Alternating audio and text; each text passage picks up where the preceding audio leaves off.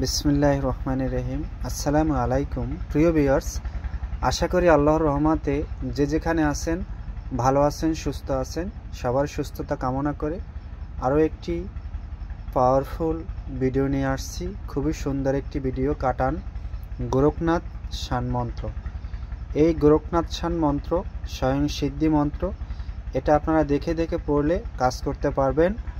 আর যদি আপনারা অমাবস্যা, পূর্ণিমাতে বা শনিবার, মঙ্গলবারে মুখস্থ করে নেন তাহলে খুবই ভালো হয়, যেটা আপনাদের ইচ্ছা। তবে এটি খুবই পাওয়ারফুল একটি মন্ত্র, যেটা দিয়ে আপনারা যে কোনো ধরনের রোগীকে সুস্থ করতে পারবেন। আশা করব ভিডিও শুরু থেকে শেষ পর্যন্ত দেখবেন।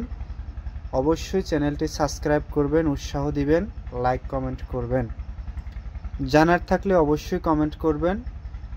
আর অবশ্যই ভিডিও আপনারা মনোযোগ সহকারে শুনবেন কথাগুলো, তারপরে দয়া করে চিকিৎসা করেন, মানুষের উপকার করেন। এটাই আপনাদের প্রতি আমার অনুরোধ এবং দাবি। এই মন্ত্র দিয়ে যে কোনো ধরনের কঠিন রোগীকে আপনি সুস্থ করতে পারবেন। যেরকম জিনে ধরা, ডাইনি, পিচাসিনী, মাদার কালী, যক্ষা রক্ষা, যোগিনী, এরকম রোগী যদি হয়, আপনি কোনো রকমে তাকে কাটান করে সুস্থ করতে পারতেছেন না, এটি পাক পবিত্র হয়ে এক ঘটি জলে একটি নূতন চাকু যদি না হয়, ধান কাটা কাঁচি হলেও হবে, অথবা নূতন চাকু হলেও হবে। চাকু দিয়ে বসবেন আপনি। একটি তামার ঘট অথবা তামার গ্লাস হোক বা পিতলের গ্লাস হোক। এই মন্ত্র 7 বার পরে 7টি ফু দিবেন।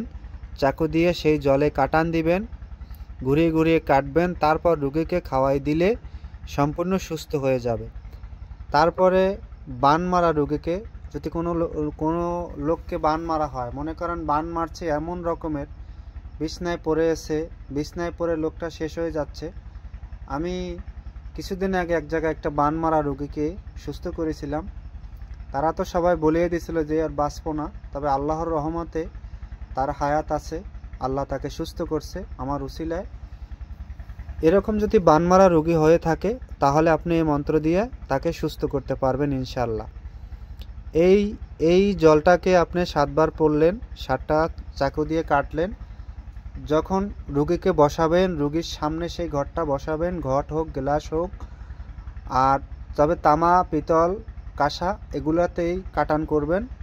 রোগীকেও ফু দিবেন, জলেও ফু দিবেন, তাহলে কাজটা সবচেয়ে ভালো হবে।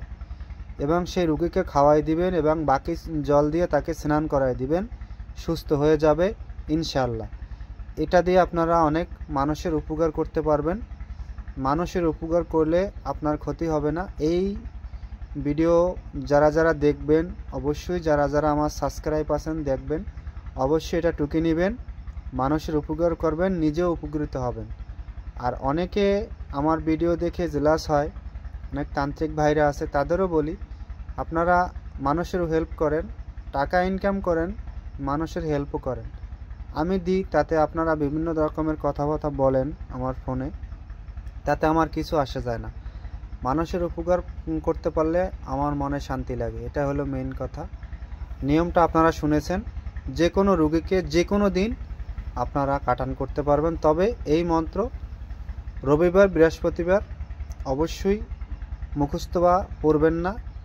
এমনি আপনি কাটান করতে পারবেন, কিন্তু আপনি মুখস্থ করার জন্য, সিদ্ধি করার জন্য রবিবার, বৃহস্পতিবার করবেন না। আর অবশ্যই মন্ত্রটা যখন আপনি কাউকে কাটান করবেন, আপনি দাঁত ব্রাশ করে নেবেন, ব্রাশ দিয়া মুখ ভালো করে ব্রাশ করে নেবেন। অবশ্যই মা বিশ্বহরী বা মা সরস্বতীর মন্ত্র জপ করে নেবেন, তারপরে কাটান করবেন। ভালো থাকবেন, সুস্থ থাকবেন। আজ এই পর্যন্তই। আবার ভিডিও নিয়ে আসবো, ততক্ষণ সবাই সুন্দর এবং ভালো থাকেন। আসসালামু আলাইকুম।